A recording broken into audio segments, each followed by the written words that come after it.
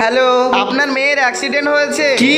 আমার মেয়ের অ্যাক্সিডেন্ট হয়েছে, ওকে বাঁচাতে গেলে এখনই 10,000 টাকা লাগবে। না না, ওর যেন কিছু না হয়, আমি এখনই 10,000 টাকা জোগাড় করছি। তোমরা কি জানো স্যারের মেয়ের অ্যাক্সিডেন্ট হয়েছে? কি? ওনার কাছে একদমই টাকা নেই অপারেশন করার জন্য। ভাই, আমাদের স্যারের জন্য কিছু করতে হবে। হ্যাঁ ভাই, তাহলে এখন কি করব?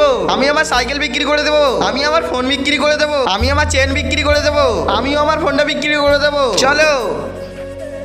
স্যার, আপনার মেয়ের অ্যাক্সিডেন্ট হয়েছে না, তাই আপনার জন্য কিছু টাকা এনেছি। বাচ্চার এসব কোনো প্রয়োজন নেই। কেন?